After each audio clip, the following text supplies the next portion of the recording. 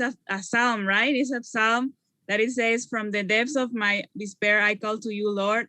And that's why they do. They help people in despair, you know, the righteous, the Holocaust survivors that they don't have the things to fulfill their needs. So I think that's amazing.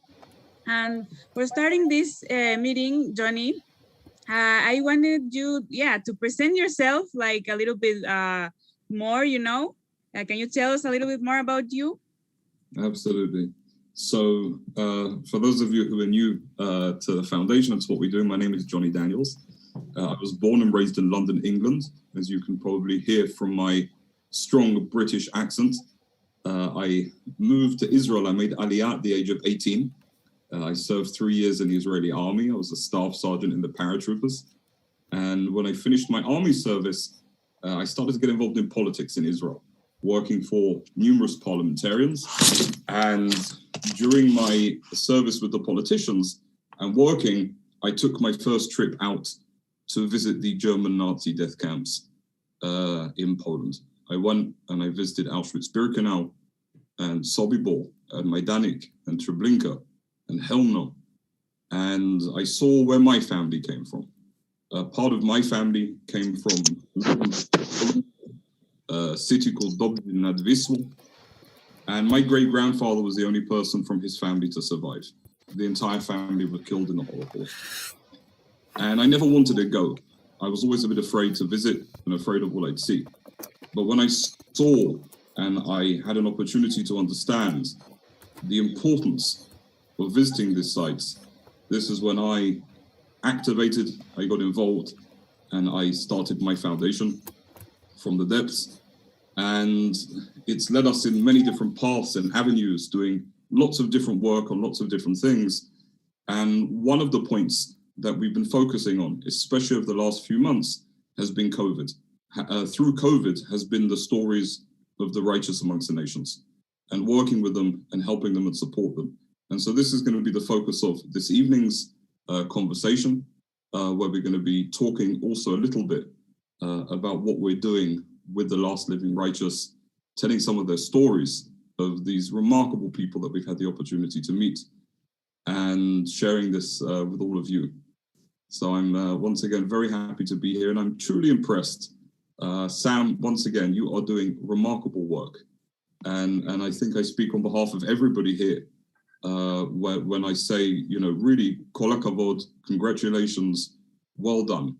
It's not usual. Hold on, Sam, you have to wait for me to finish praising you before you unmute yourself and say something, because it's unusual. When I started my foundation, I looked around and I looked at all the big institutions and I tried to get involved and to do things. And it wasn't easy because I was a young person getting involved in a heavy and difficult subject.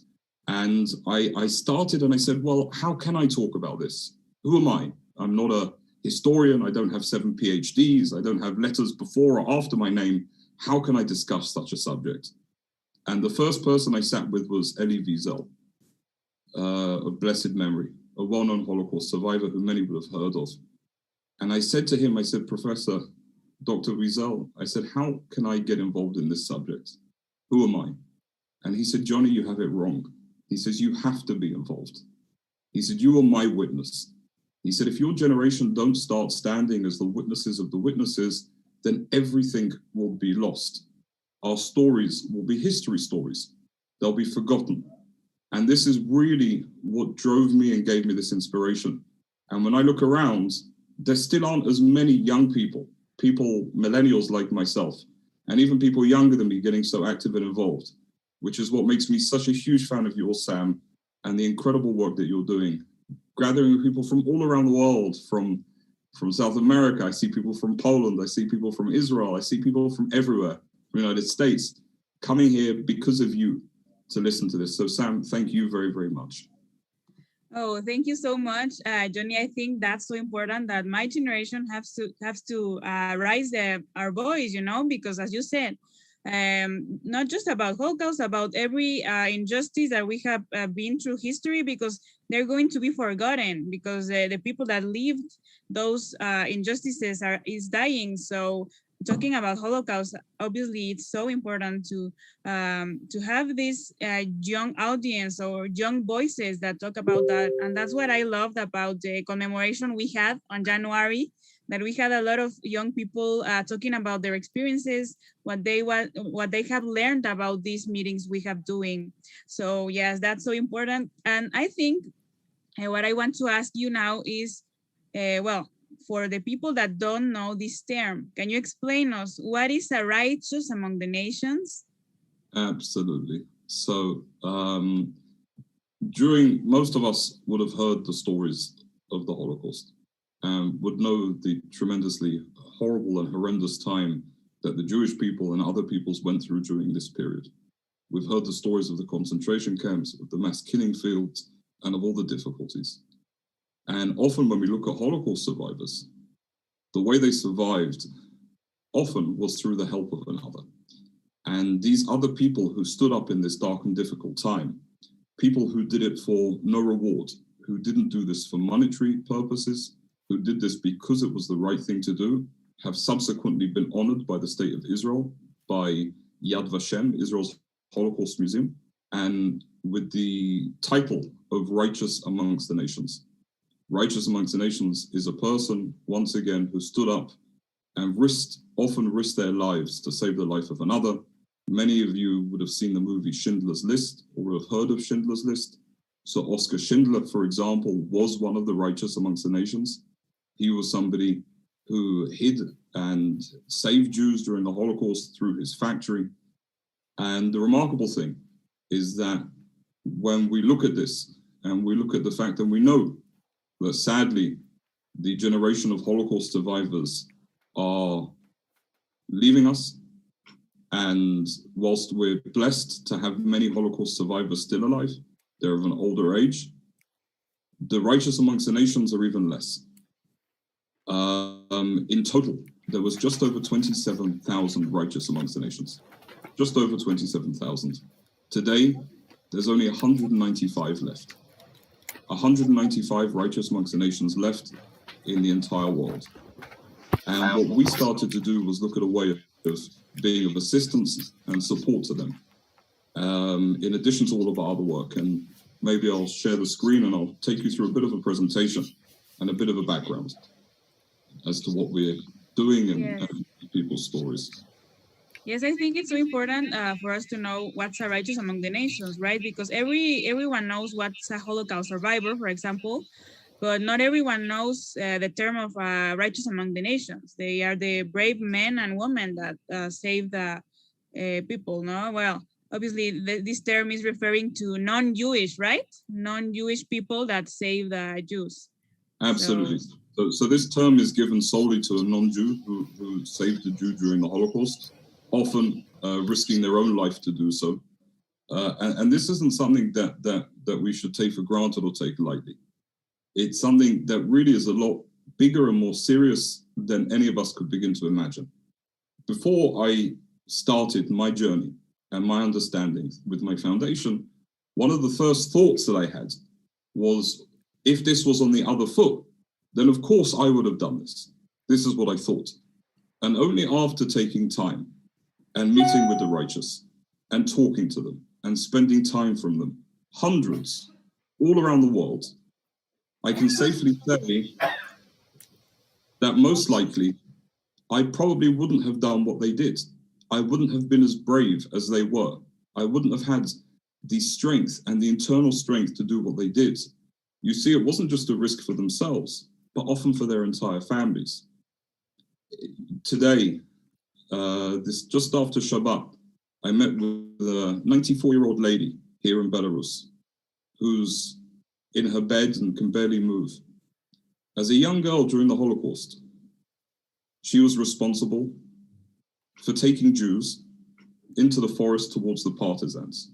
Her and her mother hid Jews in their home during the Holocaust. On Friday, just before I met another lady, and I asked her, how were you so brave? Where does this strength come from? And she said, what choice did I have? It was the right thing to do. And the other thing that we've definitely come to understand is that when dealing with Holocaust education, And when dealing with sharing this message on a broader scale, the stories of the righteous are very powerful and important stories to tell and to share. So I'm going to share my screen now. And yes, of course, we would love to watch your presentation. Tell us about a little bit of them, of the righteous, and what do you do with the organization from the devs to help them. I think it will be great for us to hear that. Absolutely. So, as you can see from the depths, we speak about ourselves as standing as the witnesses to the witnesses, of making sure that these stories are told. From the Depths was founded and started on the 27th of January 2014, on International Holocaust Memorial Day. The first event that we held as the foundation was bringing the Knesset, Israel's parliament, to Auschwitz. It was my idea and brainchild, and something that we really felt powerful and positive about doing. And this is when the foundation started. I thought with that, I'd finish my work in terms of the foundation and carry on to something else. But it led me in many different paths, dealing with many different things. And one of the things that it led me to, as I discussed before, were the stories of the righteous amongst the nations. As of the 1st of January 2020, 27,712 men and women from 51 countries were recognized as righteous amongst the nations. Of those, only 195 righteous amongst the nations remain today. These pictures were pictures that were taken over the last 6 months in our work visiting with the last righteous. These pictures were taken in Poland, Slovakia, Germany, and Belarus. Will update later. You can see here, these are the survivors that are left, the righteous that are left according to the countries that they're from. We can see that the largest group is in Poland. Following that, you have Ukraine and Lithuania, and 11 in Belarus, as I mentioned before, where I am right now in Minsk, visiting the last righteous as well. Now, one of the first groups, one of the first stories that really sparked my interest in this matter and brought this home to me was the story of these two people here. These two people, many of you, majority won't recognize, and it's understandable. The couple that you see in front are Jan and Antonina Żabinski. The Żabinskis were the zookeepers of Warsaw Zoo. Jan and Antonina were the people who were running Warsaw Zoo. Many of you would have had the opportunity to see Zookeeper's Wife, a movie that came out about 4 years ago, I believe. A movie that we were very, very lucky to be able to work on. So we worked on the movie From the Depths. We worked with Focus Features, the production company. We've worked on a bunch of movies, but this was one of them. And what we did was, even before the movie came out, we started to make sure that we can somehow push and record their story and make sure that their history is told. And when we went and visited Warsaw Zoo, we were amazed that the exact villa that the Żabinskis lived in and hid the Jews in the bunker still remains. So we partnered with the zoo. We took all the documents from Yad Vashem that were in Hebrew and we translated them into Polish and into English and made a small exhibition along with the zoo in the villa in the basement. And from all of the roughly 300 Jews who survived, it was very important for us to see if there were any left. And we were incredibly lucky to find one of the last two survivors, Mr. Moshe Tirosh, who lives in Carmiel in Israel. Moshe was one of the last survivors of the Warsaw Zoo, and he remembers so beautifully the stories he tells of the Żabinskis hiding him in their basement, of Richard, the young son, coming down and bringing them food, of the times in which the Nazis came where he was hidden. Moshe remembers these stories, and we brought Moshe back to Warsaw Zoo to tell the stories. And below here as well, you can see Shira Haas, who many of you will recognize. Shira's a good friend of us in the foundation. Shira's actually now in Los Angeles for the Golden Globes. I don't know if any of you recognize her. She was recently in the Netflix show Unorthodox, So Shira was actually in the movie, The Zookeeper's Wife, and with the foundation, we brought her to the zoo. She shot the entire movie, took part in the movie, but had never visited the site itself. So we brought her to the zoo, where she had an opportunity to come and see this site. And once again, this story is such a powerful and important story. A story of two people, and again, many of you will have seen the movie, but the story behind it is truly remarkable. The fact that these people, and in Warsaw, Poland, in Poland and in other countries as well, to save a Jew was absolutely risking your life and the life of your family. It wasn't just, okay, come hide in my basement. If you were caught hiding a Jew, you and your entire family would be killed. And sadly, this happened. And this actually happened in the place below. So this man, Mr. Skoczylas, lives in a small city near Radom in Poland. A small village, I should say, called Ciepelov, next to Radom. Now, I entered this property, I heard this story of this family, and you can imagine from a scene in a movie entering this site where you have this garden that's fenced off and animals and chickens all around the place and rabbits in coops and just this scene from 100 years ago. And I knocked on the fence and entered the property. The family saw me and burst into tears. I was completely shocked. I said, you know, I'm sorry, have I done something? And they said, no. They said, do you know that you're the first Jew to be here in over 75 years? And I said, I don't understand. Now, this gentleman, Mr. Skoczylas, took me to the kitchen where they lifted up the line of flooring, which you can see, and a small part of the floorboards. Under there was a small hiding place where they hid 4 Jews. 4 Jews were hiding in that place. I went inside. We took off the floorboards and I entered this hiding place, and I stood there for a few minutes in absolute shock and in awe. But I still didn't know the entire story.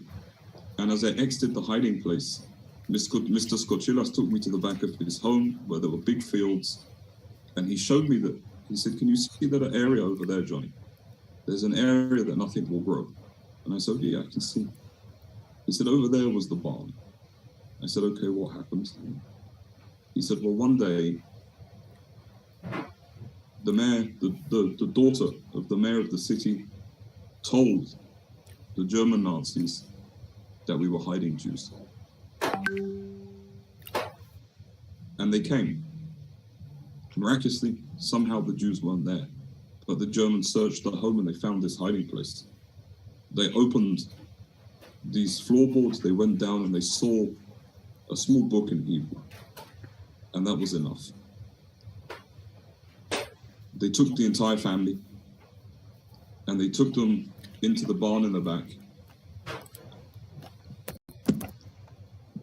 And they pushed the whole family into the barn. And they killed all of them. Every single member of the family was murdered. What was the crime? Saving the life of a Jew. This was such a powerful point for me. And I turned around to these people and I said, what can I say? What can I do? Do I say thank you? Do I say sorry? There no words can express your feeling in that moment and the feeling that one has to this family. Because how do we say thank you for paying an ultimate price? And at that point, I truly understood what it meant to be righteous. Because it wasn't just hiding something. It was actually risking everything and everyone that you loved. This was a point of understanding for me that gave me so much more appreciation for who these people are. And then I started to look around. and started to see that so many people, so many of these heroes, their stories were not told. And also it's important to note that families like the Skochilas family, like this gentleman's family, were never honored by Yad Vashem. The reason for that is to be recognized as a righteous amongst the nations. Someone has to survive to tell the story. But what about all the people that never had that chance? So this is where we decided to start thinking of how we can also, in addition to the work that we're doing, and you can see on our website fromthedepths.org all the other stuff we do as a foundation, and on our Facebook page, Instagram, TikTok, Twitter, everywhere. You can see all the other things. But the stories of the righteous really stuck out for me. So we started to look around and we started to slowly go and meet with the righteous and understand what they went through. This remarkable lady, these flowers I gave her on her 102nd birthday, 102 years old. I gave her these flowers on her birthday in Warsaw, Poland. And we sat with her and wanted to understand her story. Her son, Mr. Danko, told us all about it. And we understood that she was having a hard time and she needed a new bed, a medical bed. So we went and we put it on Facebook and people shared it and it was picked up by the media. And this wonderful man in Canada sent me an email, said, Johnny, how much you need? I told him, he sent me the exact amount. The next day we went and bought the family and bought her the new bed. Sadly, just a few months later, she passed away. But at least for those remaining few months of her life, she was able to have comfort because of the fact that we went to visit. And below, you can see some more of these remarkable people. On the top corner, with me holding the hand of this wonderful gentleman, Mr. Józef Jarosz. Józef is one of the kindest and sweetest and loveliest men you've ever met. Now, Józef lives in the Polish Highlands, so he's a Highlander, which is a very special kind of person. Highlanders are very tough. Józef is a very calm, quiet man. He spent his life after the war as a truck driver, but during the war, he was a young boy. Józef's family had never met a Jew before the war. Again, they were Highlanders. They lived about 30 kilometers north of a city called Nowy Sącz. Some of you would have heard of it as Sans, where there's a big Hasidic movement came from, Nowy Sącz in Galicia in Poland. And Józef, and Józef's parents had this kind of bunker that they put 14 Jews in. 14 Jews hid in this hiding place, including Mrs. Anna, Pani Anna, who was a young girl at the time. Now, remarkably, Anna continued to live in Poland after the war, and today lives just 30 kilometers away from Józef, and they see and they meet all the time. And when I've met with both of them together, the stories are truly remarkable. When you have an opportunity to meet with a savior and one he saved, you hear the stories of this little girl who was basically a baby at the time, a toddler, who didn't see the sunlight for 2 years. When she came out, she could barely see. She didn't know how to look. She could barely walk, cramped in this place for 2 years, but kept alive by this man and his parents. True heroes living today. Below, you can see a picture of me dancing with Mrs. Alicja Schnepf. Her son, Richard Schnepf, became the Polish ambassador to the United States under the previous administration. And the other lovely, remarkable lady is Dr. Anna Bandor, the president of the association, the Polish Association of the Righteous, who saved 2 Jews in her home in Żoliborz, Warszawa, Warsaw. And Dr. Bandor actually celebrated her 92nd birthday just 2 days ago. Unfortunately, I was in Belarus, but we were able to send flowers and make sure she had a beautiful and wonderful birthday as well. And what we've continued doing and pushed forward in doing was also making sure that we give these heroes a constant understanding and knowledge that we love them, that we care about them, and that we're never going to forget what they did. You can see in both of these pictures, these are 2 separate events that we held as a foundation. with the chairman of our foundation, a gentleman called Mr. Avram Grant, who was the former manager of Chelsea Football Club, a well-known soccer team in the United Kingdom, Chelsea Football Club, and our president of our foundation, Mr. Edward Mossberg, a Holocaust survivor, a remarkable individual who was born in Krakow, Poland, survived multiple concentration camps, places like Plaszow, and ended up in Mauthausen, from where he was released. And in fact, Mr. Mossberg gave me this bracelet with his number on, a bracelet that I wear every single day, a bracelet that says 85454, his number. And he gave it to me and he said, Johnny, wear this bracelet. He said, people will always ask you, what are those numbers on your wrist? And you'll tell them the numbers and you'll remember me. And I said, Mr. Mossberg, I said, I'm going to remember you regardless. He said, wear the bracelet. So every single day since then, I've worn this bracelet as a constant reminder of Mr. Mossberg and also the work that we're doing.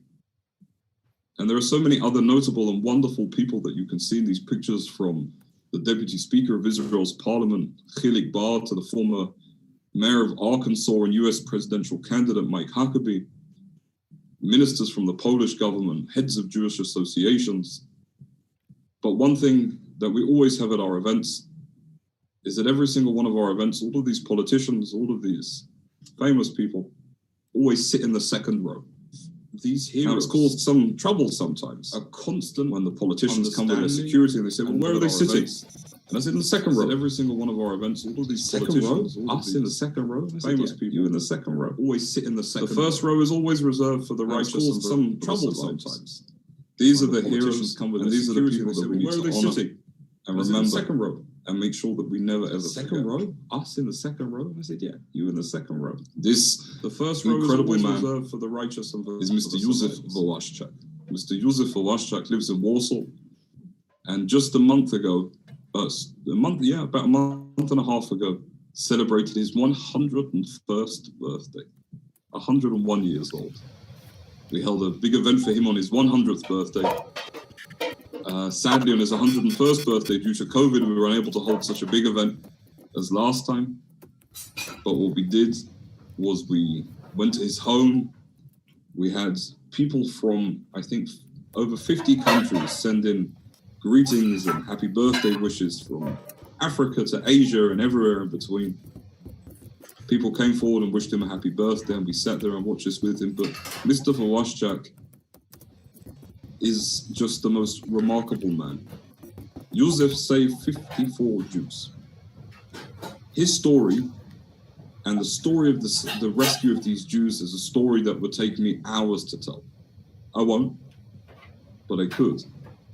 His story was in fact so powerful that Roman Polanski, who many of you will know as the director of The Pianist and other movies, who himself actually was saved by Righteous Amongst the Nations, in Gliwice in Poland. I was with Mr. Polanski about 6 months ago, I believe, at a ceremony in which the righteous were honored, those who saved his life. Mr. Polanski said, if I didn't make The Pianist, I would have made the story of Józef Wołaszczak. His story is a Hollywood movie. This handsome man was really basically James Bond. 54 Jews. A group of the Jews he saved were taken and captured by the Gestapo, and he went to them tall and proud and he said, I want these people back. They work for me. The Nazis laughed at him. And they said, okay, bring us 1 kilo of gold within an hour. And he went and got it. He went into places. He opened stores that were closed. You can use your imaginations about how he managed to get this, but he got it and he saved these people. And as you can see, Józef is with us today, and a remarkable, true hero. We also, with the foundation, really thought about what we could do to be of service to them, because it's a generation of people who, after the Holocaust, went through communism. A lot of these people in countries like Poland and Belarus and Ukraine and Lithuania. So it was an issue for us of how do we help them in their day-to-day life. These are very proud people. what is an amazing thing to see with all of the righteous, I don't think any of them have ever asked me for anything. With all the meetings that we've had, as I've said, with close to 200 righteous by this point, not once have any of them turned around and said, I need help with this. We always have to come forward with new ideas of how to help them. Now, this was one of our ideas. There you can see with Avram Grant, who was the former manager of Chelsea Football Club, as you could see. So through Chelsea Football Club and Mr. Mossberg, the survivor that we mentioned before, we were able to bring these iconic London taxis. Many of you will recognize these black taxis from the movies. Any of you who have been to London will recognize them from the streets of London. So we actually have driven, by this point, I've driven 3 of these taxis myself, all the way from Warsaw, all the way from London to Warsaw, which is quite a long drive. And we've brought them out to Poland, where they act as a free car service for the righteous whenever and wherever they need. All they have to do is call us. There's a special driver and a taxi line, and they call us and we come and pick them up and take them to wherever they want to go, whenever they need to go. And here was the inauguration in the British Embassy in Warsaw. And again, it was much of always a point of how do we tell their stories. Now, often when we think of the Holocaust, we're thinking of where the main mass killings took place, which, as we know, were in occupied Poland, in Germany, and in Austria. But we don't always realize how far the Nazis, the Germans, pushed their hatred and their evil. And one of the places that this evil got to was Albania. Albania, remarkably, was the only country under German occupation during the Second World War that had more Jews after than before the war. Again, it was the only country that had more Jews after than before the war.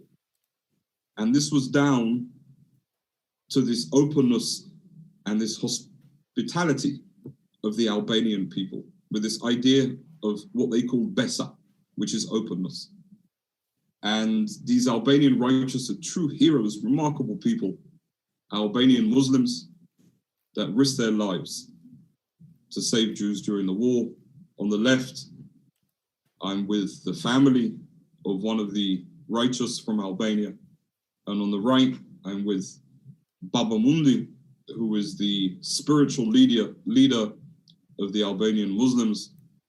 And I sat with Baba Mundi and we spoke and thanked him and on behalf of us and who we are as young Jews, on behalf of those brave Albanians who risked their lives to save Jews.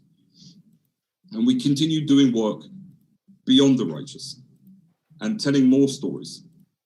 And over the last few years, we've brought, and you probably recognize the man on the left, a guy called Mike Tyson. I don't know if any of you have heard of him, a well-known boxer. On the right is David Hay, another well-known boxer. We bring all these celebrities out, we get them activated and we get them involved.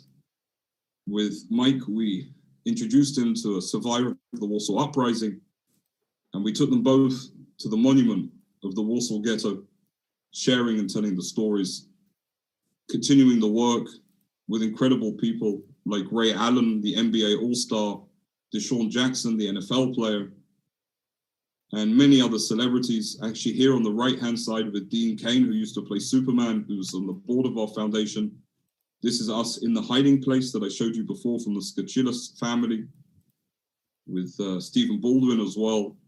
And with working through these celebrities and non-Jewish celebrities, we're able to share these stories to their audiences.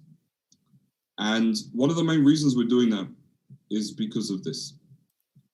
Now, this is from Google Analytics. Now you can see the search term Holocaust, and you can see the interest over time.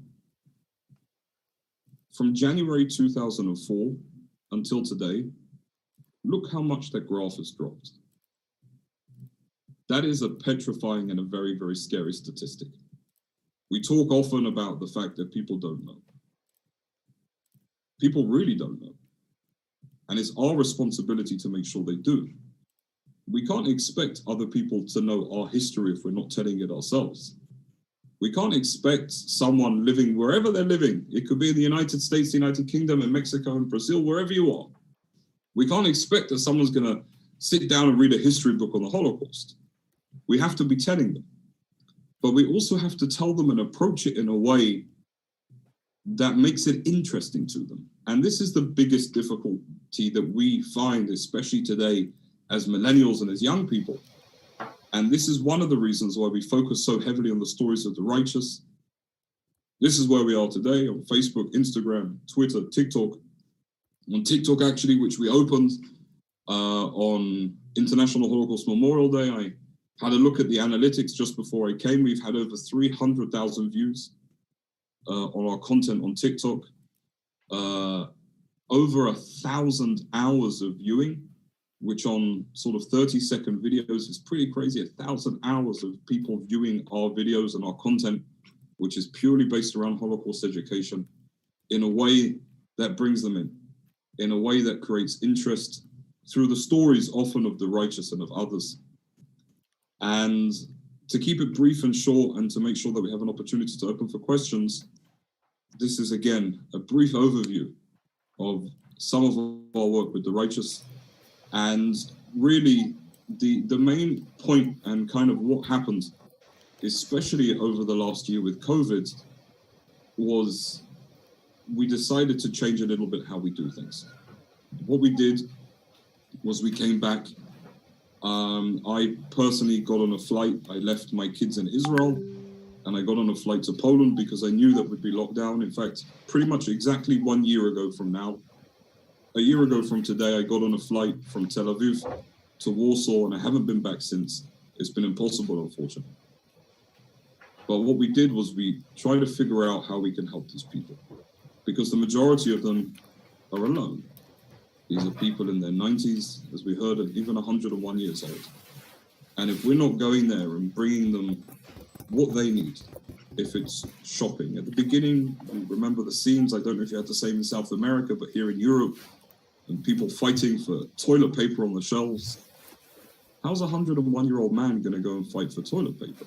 Now, it sounds funny, but it's a problem. It's an issue. And if we don't think about that, and we don't take these people into our hearts, not all of these people have families. Not all of these people have kids that can afford to go shopping for them. So we went shopping for them. And before Easter, we partnered with restaurants to cook them full, entire Easter meals. And before Christmas, we went and I pushed every Polish company I could to donate food and products, and we traveled around. I personally delivered to the majority of the Living Righteous Christmas packages.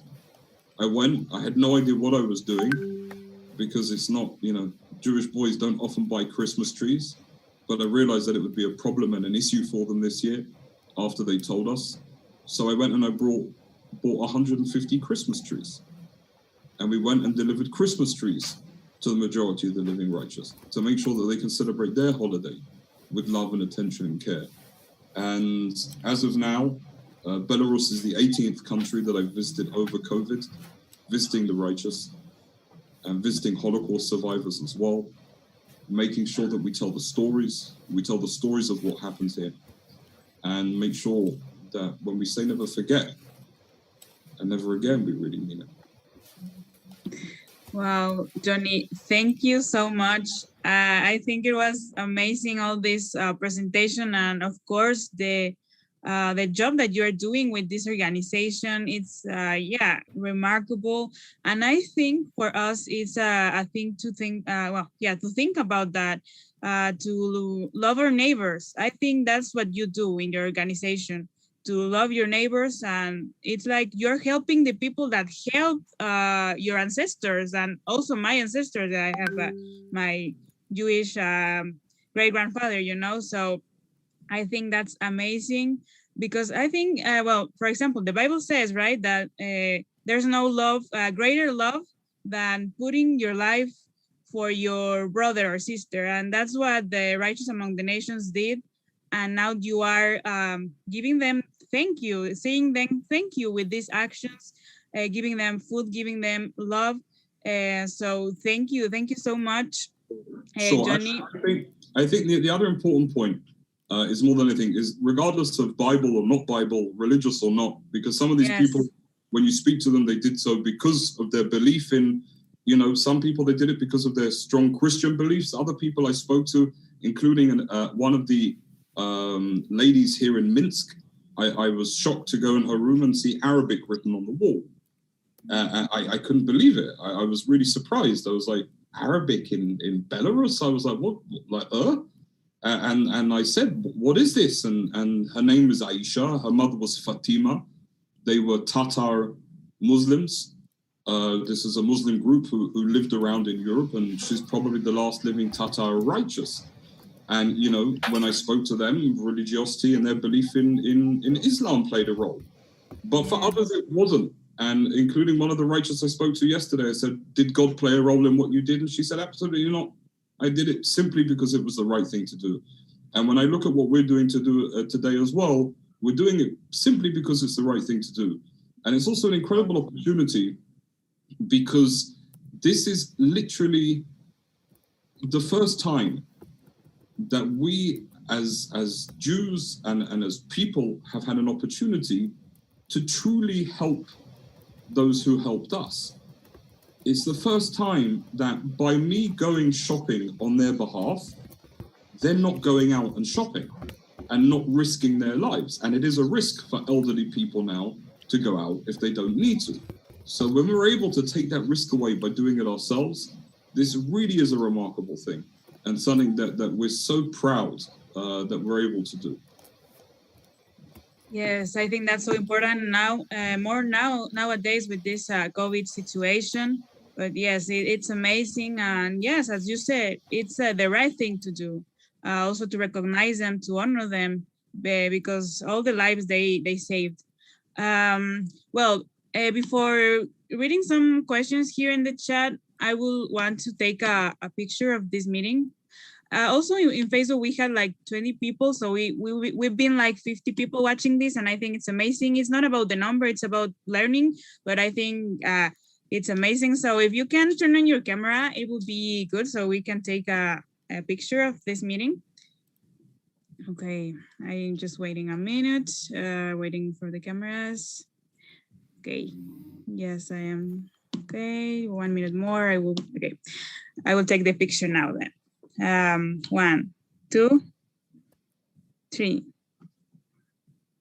Okay, wait a minute, just a minute, because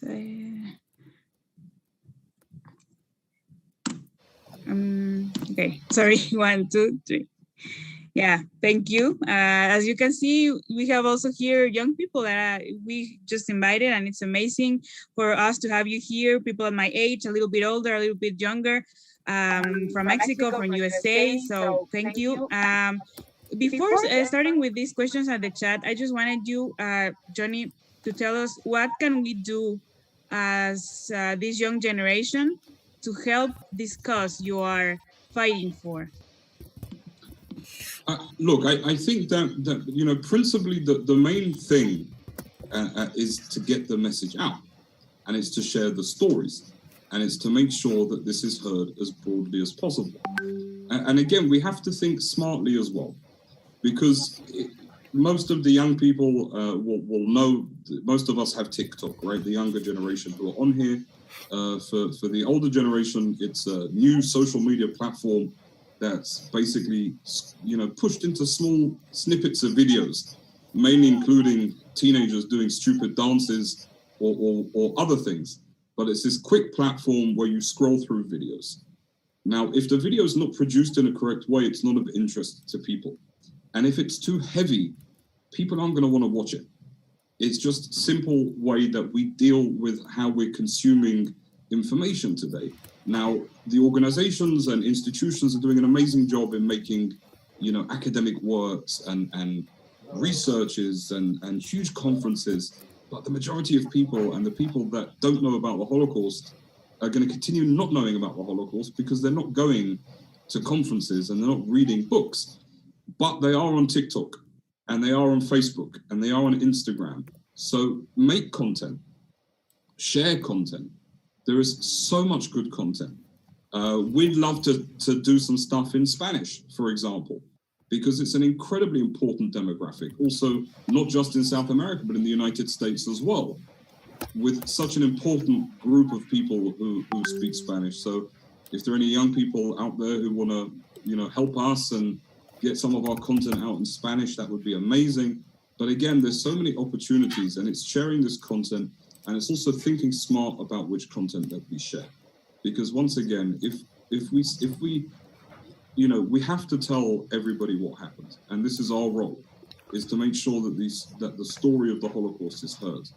But again, often it's easier for younger people and for people who aren't connected to be brought into this with issues of heroism and issues of connected to righteousness. When you hear the story of the Jabinskis, those who saved 300 Jews in Warsaw Zoo, you say, wow, it's a movie that you'd like to watch. What a great story. And when you start seeing that, you start understanding, okay, well, if there was these really, really good people doing this really, really great thing, they were doing it for a reason.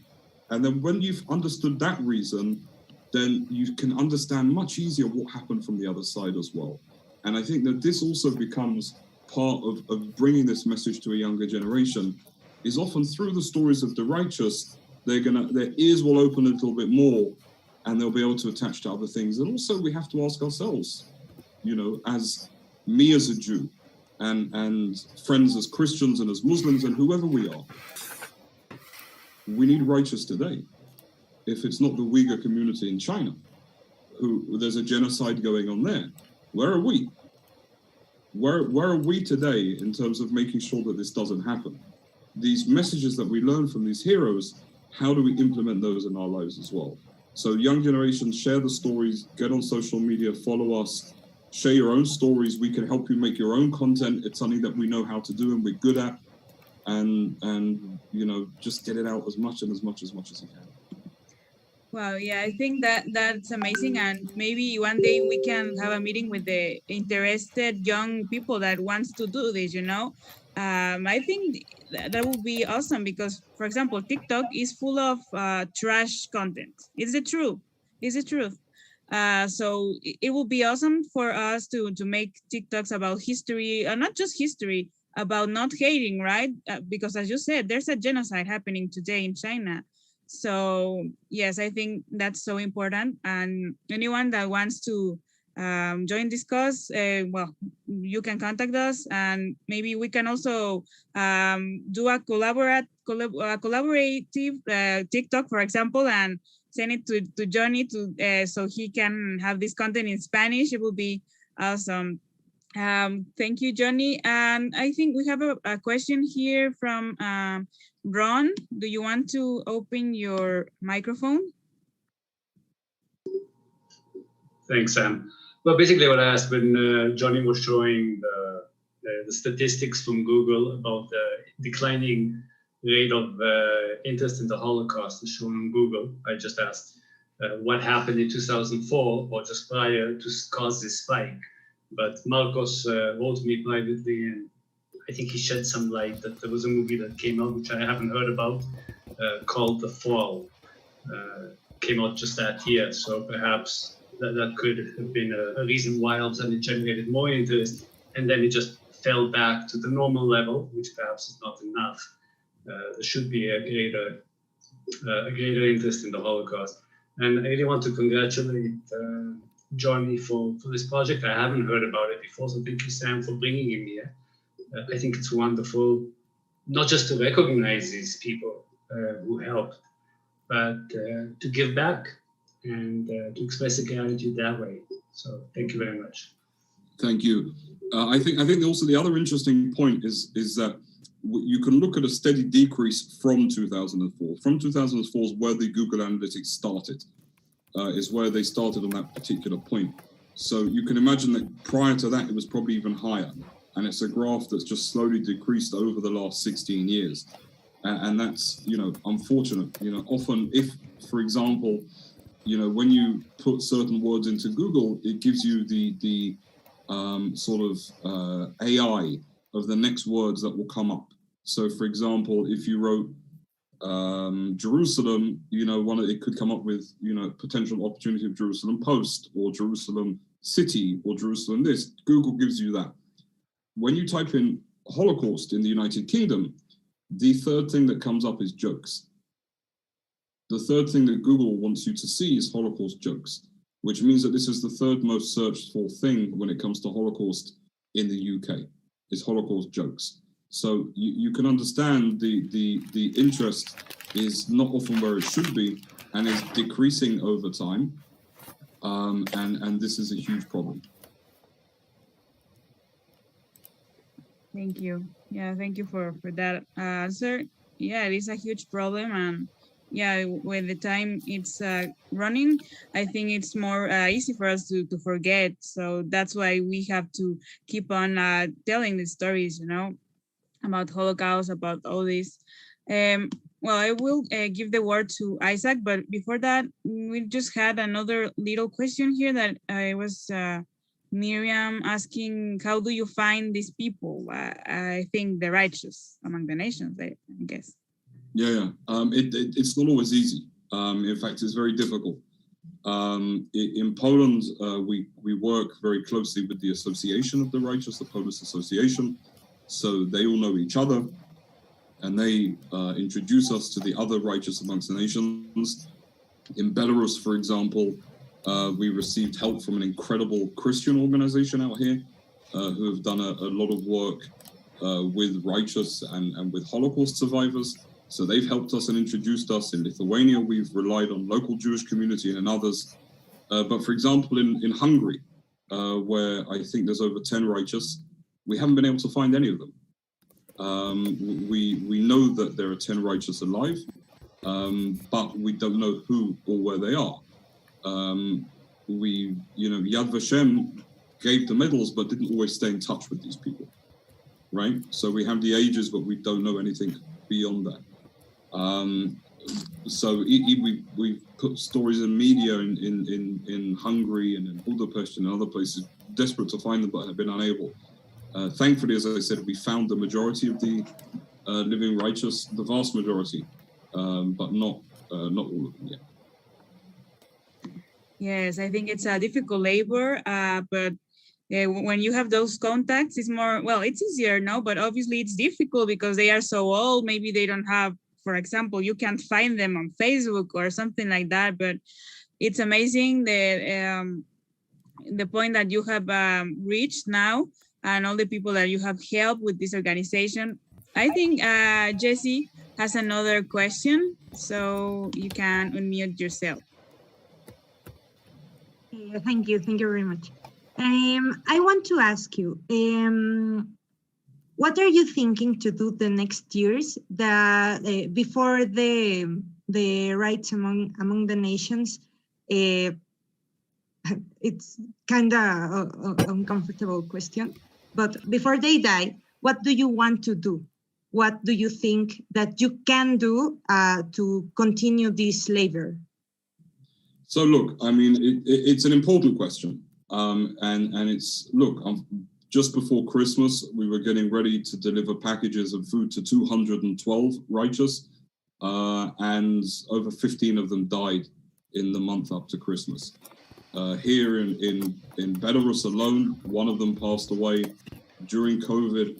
One of them who visited me in Poland last year, a year ago at Józef's 100th birthday, we brought 2 Belarusian righteous. One of them passed away because of COVID, and the other one, I visited him 2 days ago and he didn't remember who I was. And it was incredibly sad. And that was actually as a result of COVID. He has complete memory loss. And it's remarkably sad. So, and I'm personally upset because I wanted to record both of them and to sit down with them and hear their stories. And neither of them I can.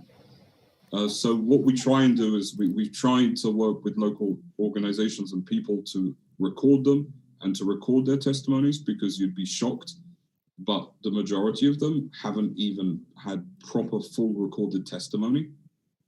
But it's difficult. We're a small foundation. The majority of the people who are with me are volunteers, and we don't have huge budgets and all of this stuff. And it's a decision always, do I spend $1,000 on sending people to record it and then edit it, even more and do that together? Or do we buy a new wheelchair for one who needs one? Right? So it's always this balance. And so what I do when I meet them is I record them on my phone, I'll talk to them, I'll keep this footage and hopefully do something with it. But we're recording as many of their testimonies as we can. We're working and partnering with journalists from different countries to talk with them and to write down their stories and to make sure that everything's in place. And this is really what we're trying to do. And just, we're not, a huge institution with hundreds of people, or I wish we were, but we're small, and it enables us to be dynamic and do things quickly and fast and without much red tape, but it also gets us blocked back a little bit sometimes as well. Thank you. Okay, now I think Isaac has a message for you, Jonny. So Hi, Jonny. First of all, let me congratulate you for your job. And like I told Samantha, you have an open door with us in Diario Judío and all our media to tell these stories, to talk about your job, and to get to more people. It's important for many people to know not just about the survivors. It's more important in some cases to show the world that there were cases where people risked their lives to save others, and that it could be possible. If there were more people like that, maybe we wouldn't have the Holocaust or other tragedies like that, no? And I have a special message for you. I'm going to read it. Congrats for organizing this meeting. Thank you, Jonny Daniels, for your incredible work and care about the righteous among the nation. It's signed by Maciel Ciatara, ambassador of Poland to Mexico. He's here in this conference, and he sent you from the beginning a big and a huge hug and congratulations. He couldn't be inside the conference, but he's hearing you and keeping an eye on what you are saying and congratulating you for it, Jonny. Thank you. Thank you very much. There is another one. I want just to Michelle Sanchez. I don't know if she wants to talk open, or I just want to say that not all the content in TikTok is trash. In my case, I follow scientists, doctors, writers, artists.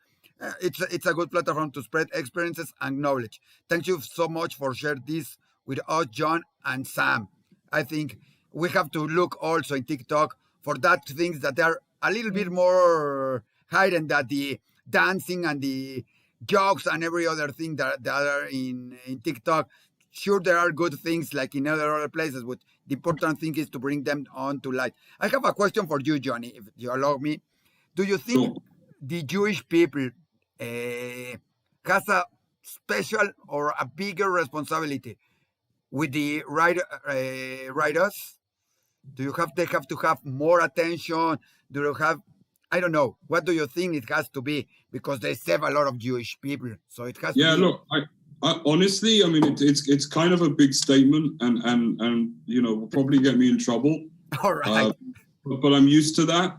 We've 100% failed. Or to the statement? You are used? I'm used to getting in trouble because I tell my truth, and I never hide away from that. We have failed 100% as a Jewish community in terms of our responsibility to these people. There is absolutely no question. The fact that we have to bring taxis to Warsaw to enable them to get around. Again, it's not just enough. Now there are organizations, amazing organizations doing a lot. We're not the first people to help the righteous, and we're not the last.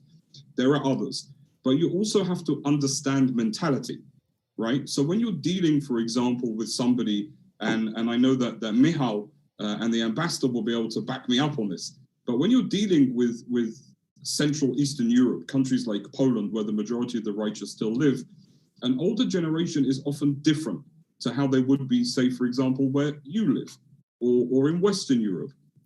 An older person, if they receive money, will most likely go and put it in the bank, or literally put it under their mattress. They're not spending that money. They're saving it for a rainy day. So they could have money, we could give them lots and lots of money, but if we're not coming to them and saying, take this, this is for you, they often won't use it. So, for example, we took about a month and a half ago, we took an electric scooter that an Israeli had donated to us. An Israeli who lived in Warsaw had donated an electric scooter. We took this to Pan Richard, who lives in Warszawa, who lives in Warsaw, and we took an electric motorized scooter for him. And he wouldn't be moving without that. One of the righteous that I saw here in Belarus has a wheelchair that was literally falling to pieces. And I said, what is this? You know, so we're going to go and buy her a new wheelchair. So it's the kind of thing that often if you don't go and actually give these kind of things to people, then they won't necessarily use the money that we're giving them. Rather, they'll keep it, or they'll give it to their children, or they won't. Again, these are special people. And like I said, I've not met one righteous who said, I need this or I want this. It's going and literally giving them and saying, here you go. And they'll say, no. And I said, no, take it. When I first brought the taxis to Warsaw, the righteous were like, no, we don't need it. We're okay with the trams and with the buses and all of this. And slowly over time, they've got used to it. They're happy using it. And it's used 7 days a week and many times. This is just generally, you know, our responsibility. I grew up in a family with great care and attention given to my elders. My two beautiful daughters, Michali and Yaeli, the same thing. You know, you have to have respect for your elders. And especially now, these people are old and they're elderly, and we have to respect them and help them and do what we can. And even more so for these last living heroes. It's absolutely our responsibility. You know, the lady I met today was the after Shabbat, the 94-year-old lady was blind. And, you know, regardless, I sat there and I spoke and I brought her a big bunch of flowers. Now, I know she can't see the flowers, but it's not the point. The point is I went there with these to give and to sit with her and to allow her to know that I was there. And I've come all the way to Belarus to tell her that I love her and I'm thankful for her and we're here for them.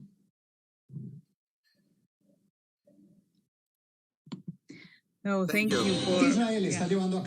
I think it's great. It's as I always say, a great labor. You are going from one country to another, you know, to visit all these righteous.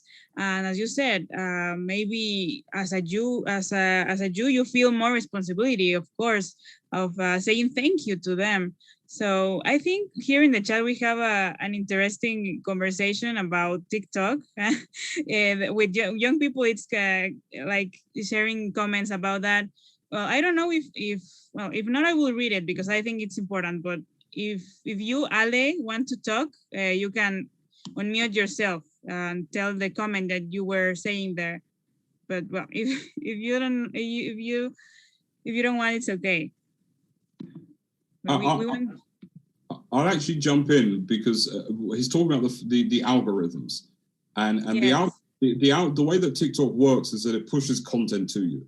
So the kind of content that it's going to push is the content that is done by age and group and the kind of stuff that you've looked for in the past to try and keep you interested. So the algorithms really are working against even people like Michelle, whose content is full of doctors and historians and you know, amazing people. A lot of people don't get their content. Also, TikTok is well known for actually the anti-Semitic content and also the Holocaust denial content. It was very famous last year. It was all over the media for a filter as a survivor. I don't know if you saw this, but people putting these black and white images on TikTok, you know, with the background of Auschwitz, making fun of the Holocaust. It's very popular. You can see it everywhere. In fact, when I spoke to media about TikTok, they were angry. You know, that I was talking to Times of Israel and the Jerusalem Post about what we're doing. They're like, TikTok's trash, it's disgusting, we won't even cover it. And I was like, no, it's changing. So it is, and you're right, it's hard to break the algorithm of TikTok, but again, there's ways of making it interesting, right? So for example, one of the recent videos that we did that went quite viral was a video where I'm you know, holding my phone just to my face and I'm walking with you know, which is visually interesting.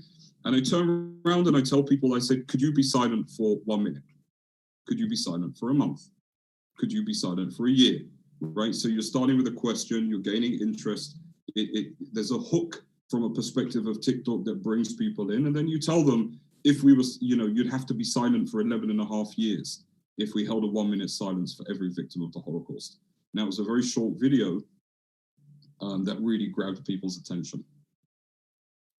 Yes, I think there's, it's difficult to break the algorithm, but maybe if we start as young people to do this educational, for example, TikToks, Instagram Reels, etc., I think we can make the change, like help this cause to teach about what happened. So I think it's so important, and maybe we will ask you for some tips with some advices, for doing this kind of TikToks. So, okay, I think we have 2 last questions. One is from my mom.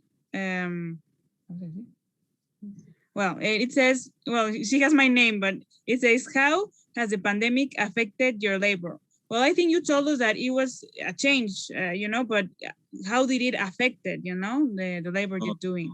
It affected it very badly. It affected it, number one, in terms of donations. We're a foundation, so we rely on donations, and obviously it was very difficult for people to donate money, but it also became difficult for companies often to donate products that would, be able to use in work for the righteous, for example. So that affected us. It also affected us greatly because a lot of the stuff that we'd like to do with the righteous were public events. We'd like to do these big events to bring them out. For Joseph's 100th birthday party, which we held 1.5 years ago, he loves fast cars. I sent him a Ferrari to pick him up for his birthday. The people in Ferrari were absolutely shocked. They were like, we think this is the oldest person. They're like, are you sure he's going to be okay?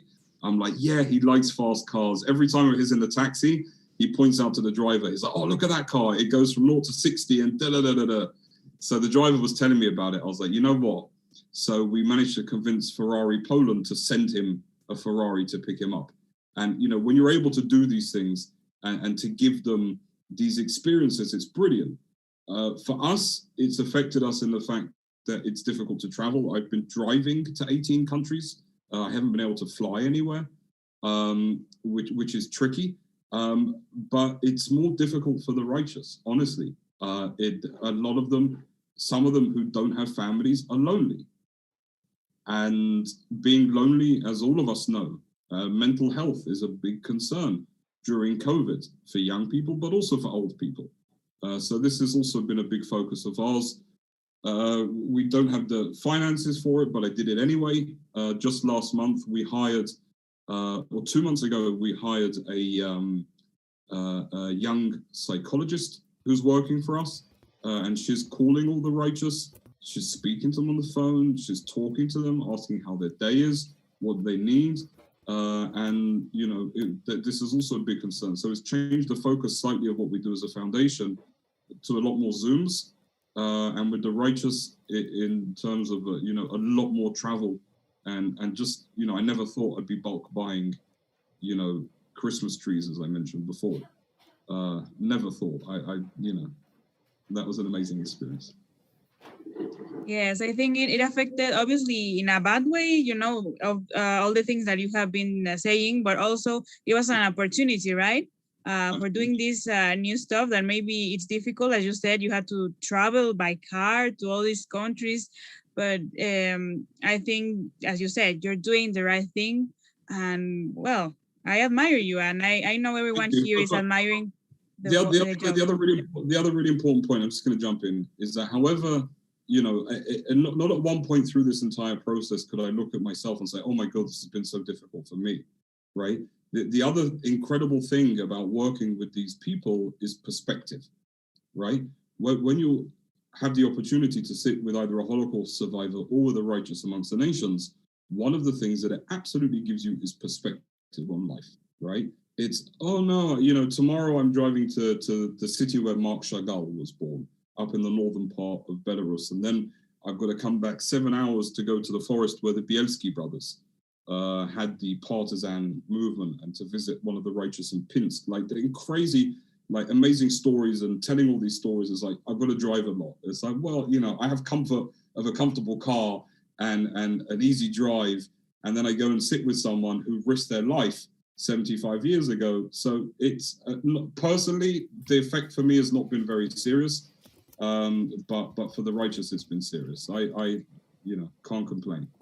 Yes, I know. Knowing righteous or a Holocaust survivor, as we had the honor to have here many Holocaust survivors, I think it changes your perspective, the value you put on things. You know, it's like, oh, I'm so I don't know, I hate life, or I'm going through a difficult situation, and of course we can't minimize the things that they hurt us, you know. But thinking about these brave men and women that risk their lives for others, it's a thing to value, right? And as you said, we have everything. We have food, we have a house, everything. And I think that's a thing to be thankful for. I think Ron has another interesting question. If you want to ask it, it's okay. Thank you. It just occurred to me, something that has never occurred to me really before, the term righteous among the nations. Is that strictly used to describe people who saved Jews, or is it also more widely open to people who have saved other nationals or other affected groups from the Holocaust? It's a specific term from the Hebrew chasidom olam, righteous amongst the nations, and it's basically an honorific that's used by the state of Israel to honor non-Jews who risked their lives to save Jews during the war. And again, there's a lot of points within that as well. For example, that person couldn't take money. They couldn't, it had to be basically from the goodness of their heart, but it's absolutely only used for non-Jews. For example, a Jew who saved other Jews in the Holocaust, and there were those many, many stories like that, wouldn't be given title as righteous amongst the nations. This is just reserved for those people, these incredible, incredible people. Yes, thank you so much. I think that's a good question, but because maybe we didn't know that, and yes, it's specific for the righteous, and it's so amazing because, for example, sorry. Sorry. When I went to Israel, to Yad Vashem, they have this garden of the righteous among the nations. So you can see a tree planted with a plaque, right? With the name of a man, of a woman that saved the Jews. And well, of course, there's a one for Schindler, but there you can find people from around all the Europe countries that you never thought they were helping you. So it's so interesting, and I just wanted to comment that. So I don't know if anyone has South America as well. There were incredible, literally everywhere. There's an amazing story that we were starting to tell. Actually, he was the honorary consul of Poland to Cuba, and Cuba refused to allow Jews off the boat, and he was able to convince them, along with the British ambassador. It was interesting actually because he himself was Jewish, the honorary consul of Poland to Cuba at the time. And there are so many stories from all around the world. There are famous people that we've heard of, like Sugihara, who was the Japanese diplomat in Lithuania, who forged thousands of false documents and enabled people to escape to South America and to other places as well. So, there's truly remarkable stories, and once again, only 195 of them still alive. I just wanted to tell about what the question of Ron. I think they were 2 weeks ago. We have a conference here with Mario Sinai talking about not the writers, talking about the Jews that risk their lives to save other Jews. They are not recognized like that, like writers, but they are recognized in other ways, like rescues that saved Jewish people. Mario Sinai is doing a good job about that, and we have some stories about it. Yes, but it's different situation. Yad Vashem, what it does, it has to be recognized. It has to be a non-Jewish person. It doesn't matter what religion, just it has to be a Jew who saved Jews during the Holocaust. Yeah, exactly. Okay, I don't know if anyone else has another question. If you have another question, you can, Isaac. I have, no, I I have think a there is no other question question, but like all the times, we have a surprise for you, Jonny, and that we have for many survivors. And Samantha has a surprise for you, something she does for everybody. And Sam, please, you can read it, show it to everybody. Yes, it's my pleasure. I wrote a little verse about, okay, let me see, because I can't share my screen. I don't know why. Okay, about the righteous. It's a little verse, but I made it with all my love. So I am going to read it. I put the photo that Jonny had with the collage. I name it Heroes of the Unknown. Courageous heroes of the unknown. They deserve a crown and even more.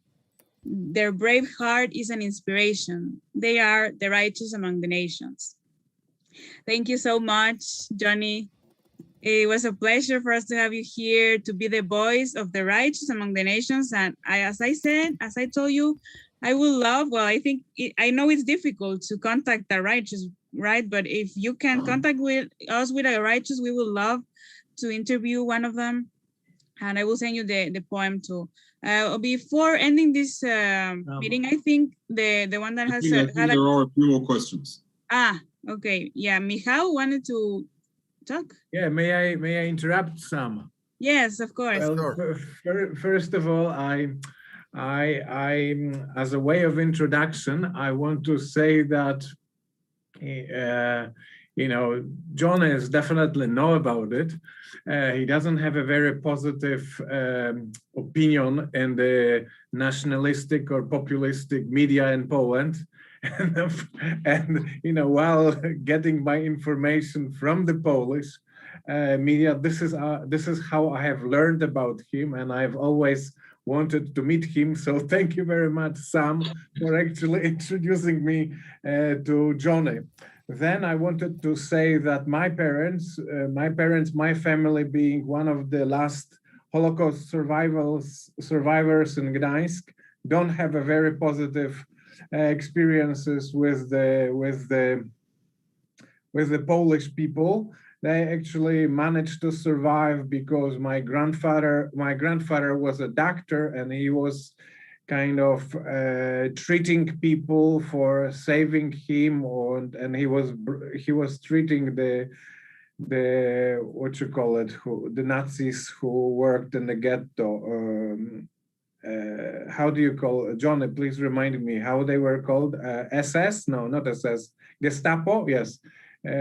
So being a doctor, he could, by treating the Gestapos, he could manage to, you know, escape and then keep hiding, but he didn't get his help. But what is amazing, Sam with her family, they came to Poland for a research trip, and my relatives from Ohio asked me that there are those Mexicans in Poland, and they would like a Polish man to, you know, to come and meet them in Grudziądz. So it was amazing. I came to Grudziądz. We spent, it was 2 days or 1 day together. And, you know, me being Polish, I helped them find the people that actually knew their relatives hiding or living in Grudziądz.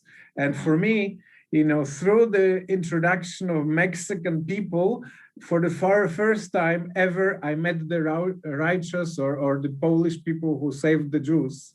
So, you know, the connection, the path is just unbelievable. And I am so impressed and so, you know, speechless with my respect to Sam, what she is doing. And for me, it was such an incredible experience and interesting when Jonny said about the attitude of the aged, very old Polish righteous people. When you want to give them something, they usually say, no, we don't need anything. You give them money, they put it under the mattress or into a glass jar. This is exactly how my parents react. You want to help them, you give them money, they say they don't want anything. But if I go and buy them a new wireless phone or, you know, a mobile phone, you know, only when you give it to them, they appreciate, but they still want to go to back to the shop and return it because they don't want anything.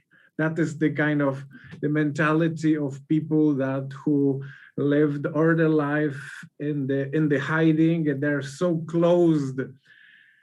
They're so closed about, you know, being Jewish. That is that generation. So when sorry to take it a little longer, but if I ask my parents or my grandfather parents or her brothers and sisters about their Jewishness, you know, do you know what they say about those Polish Jews who talk about the Jewishness? They call them that they are farbed foxes, because the Polish Jews are so, you know, scared, so still closed about their experiences and everything. So, you know, just listening to a young lady like Sam, for me, you know, I am twice her age, but it's just amazing. Yeah, absolutely. Yeah, and that's also one of the reasons why the right-wing media don't like me very much, because it's, you know, it's a different kind of Jew. And it's something that I don't think they expected someone with such a loud mouth and to come there and say things in their face. But it's also important. And look, we have, as I said before, we have one opportunity to tell the truth. And you know, it's another huge responsibility that we have as young people, is we have to always tell the truth, because one falsehood when it comes to Holocaust memory and memorial, it gives an opportunity for others to jump on.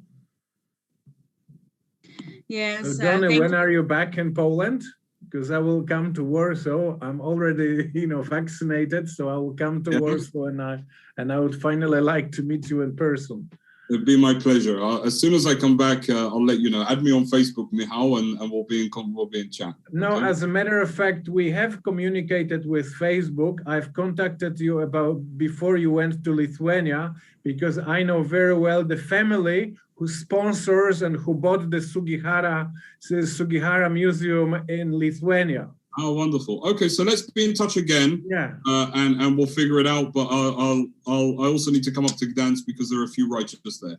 So we'll find time. Fantastic. Thank you so much. Yes, thank you so Michał. much, Sami.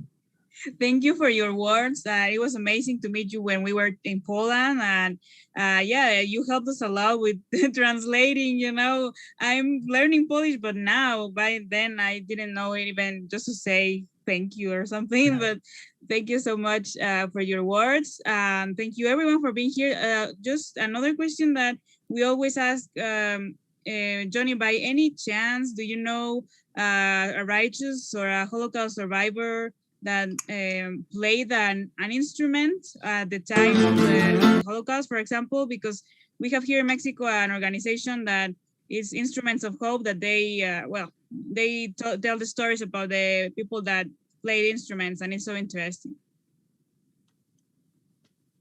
Not off the top of my head.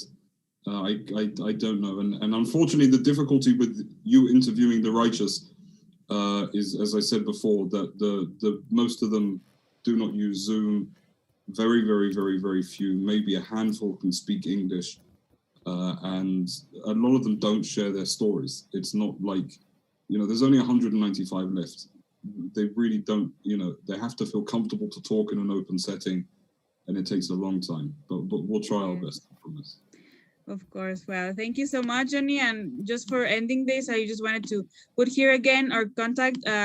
We are, I'm here with Isaac from Judío, and my project that is The Voice of the Silence. And you can contact us. These are my social media in Instagram, Facebook, and my email if you want to tell a story you have about someone you know, a righteous, a Holocaust survivor, whatever you want to tell us. And maybe soon I'm going to open a TikTok about this. I am getting encouraged by Jonny. So thank you, everyone that was in this meeting, and also who is watching us on Facebook, that they were, a lot of people also watching us on Facebook. So thank you, everyone, and good afternoon or good day for the ones that are here in America. Thank you so much, Jonny. We really appreciate the things you taught us today. So if you want to say goodbye to Jonny, you can open your camera, your microphone, and say thank you. Thank you, Jonny. Thank you, Oh. John. Thank you all very much. Sorry. Thank Yeah, you, yeah, Jonny. Thank you. Thank you, Jonny. Thanks, Jonny. Bye. Bye-bye. Bye. הצלחה. תודה רבה. Thank you. Thank you, Johnny. Thank you very much. Thank you, Isaac. Thank